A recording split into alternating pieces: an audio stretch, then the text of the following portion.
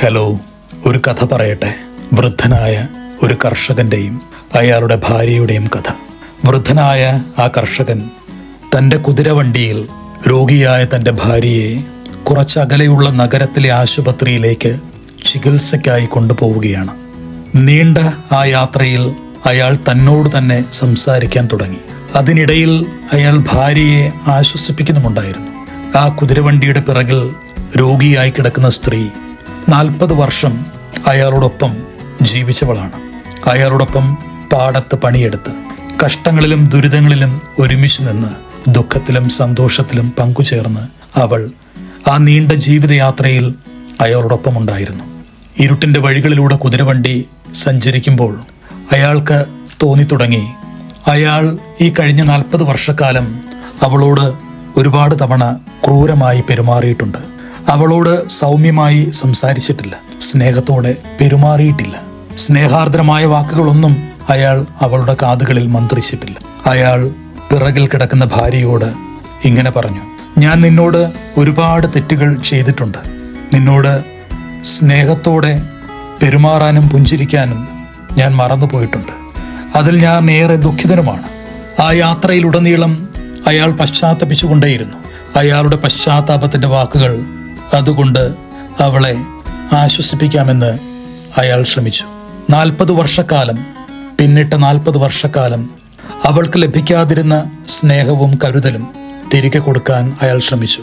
അതിനിടയിൽ അയാൾ കണ്ണീരോടുകൂടെ പല വാഗ്ദാനങ്ങളും അവൾക്ക് നൽകുന്നുണ്ടായിരുന്നു. നിറവേറപ്പെടാതെ പോയ അവളുടെ ചെറിയ ചെറിയ ആഗ്രഹങ്ങൾ പോലും ആശുപത്രിവാസത്തിന് ശേഷം പൂർത്തീകരിക്കാമെന്ന് അയാൾ ഉറപ്പു പറഞ്ഞു. അങ്ങനെ ഒടുവിൽ ആ യാത്ര ആശുപത്രിയുടെ കവാടത്തിൽ അവസാനിച്ചു. വണ്ടിയുടെ മുൻഭാഗത്തു നിന്നിറങ്ങി പിറകിലേക്കെത്തി വൃദ്ധനായ മനുഷ്യൻ അയാളുടെ വിറയാർന്ന കരങ്ങളിൽ ജീവിതത്തിൽ ആദ്യമായി അവളെ ആശുപത്രിയിലേക്ക് എത്തിയ ദിവസം കോരിയെടുത്തു. അവളുടെ ശരീരം നിശ്ചലമായിരുന്നു. അത് തണുത്ത് മരവിച്ചിരുന്നു. പിന്നിട്ട വഴിയുടെ യാത്രയുടെ മധ്യത്തിൽ എവിടെയോ അവൾ അയാളെ വിട്ടുപിരിഞ്ഞിരുന്നു. അവൾ മരണത്തെ പുൽകി. പാതിയിൽ നിലച്ചുപോയൊരു സംഗീതം പോലെ അവളുടെ ആത്മാവ് അയാളിൽ നിന്ന് വേർപെട്ടു. അയാൾ ആ ശവശരീരത്തെ വാരിപ്പുണർന്ന് കരയാൻ തുടങ്ങി. അയാളുടെ വാക്കുകൾ കേൾക്കുന്നതിനിടയിൽ എപ്പോഴോ, അയാളുടെ സ്നേഹവും വാഗ്ദാനങ്ങളും അയാൾ പങ്കുവെക്കുന്നതിനിടയിൽ എവിടെയോ അവളുടെ ആത്മാവാകുന്ന പക്ഷി ശരീരത്തെ വേർപെട്ടിരുന്നു. Before hearing his sweet and sorrowful words. പലപ്പോഴും അങ്ങനെയാണ്.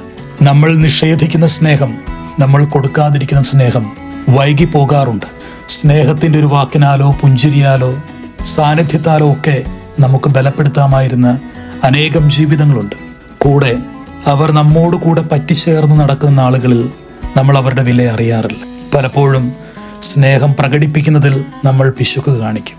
ആശ്വാസത്തിന്റെയും കരുതലിന്റെയും ഒരു വാക്ക് പറയാൻ നമ്മൾ മറന്നുപോകും. ഒടുവിൽ ഒരു നാൾ അവർ നമ്മിൽ നിന്ന് വേർപെട്ട് കഴിയുമ്പോൾ നമ്മൾ പശ്ചാത്താപ വിവശരാകും. അതുകൊണ്ട് എന്തു പ്രയോജനമാണുള്ളത്? മലയാളത്തിന്റെ പ്രിയ കഥാകാരി മാധവിക്കുട്ടി പണ്ടൊരിക്കൽ എഴുതിയിട്ടുണ്ട്: എനിക്ക് സ്നേഹം വേണം, ആ സ്നേഹം പ്രകടമായി തന്നെ വേണം. എല്ലാം പറയുമ്പോഴും നമ്മളിൽ ഏറിയ പങ്കും സ്നേഹം പ്രകടിപ്പിക്കാൻ മറന്നു പോകുന്നവരാണ്. നമ്മുടെ അച്ഛനമ്മമാരോട്, നമ്മുടെ സഹോദരി സഹോദരന്മാരോട്, നമ്മുടെ മക്കളോട്, ഹൃദയത്തോട് ചേർത്ത് പിടിക്കുന്ന നമ്മുടെ സൗഹൃദങ്ങളോട് സ്നേഹം പ്രകടിപ്പിക്കാൻ മറന്നു പോകുന്നവരാണ്. ആ ഒരു ഗണത്തിൽപ്പെട്ടവരാണ് നീ എങ്കിൽ തിരുത്താൻ സമയമായിട്ടുണ്ട്. എല്ലാ സൗഹൃദങ്ങളെയും എല്ലാ മാനുഷിക ബന്ധങ്ങളെയും വിലമതിക്കണം. നമ്മിൽ നിന്ന് അറ്റുപോകുവോളം, നമ്മിൽ നിന്ന് വേർപെട്ടു പോകുവോളം കാത്തിരിക്കരുത്. ഇടയ്ക്കൊക്കെ അവരിലേക്ക് ചെന്നെത്തണം, അവരെ കേൾക്കണം, അവരോടൊപ്പമായിരിക്കണം.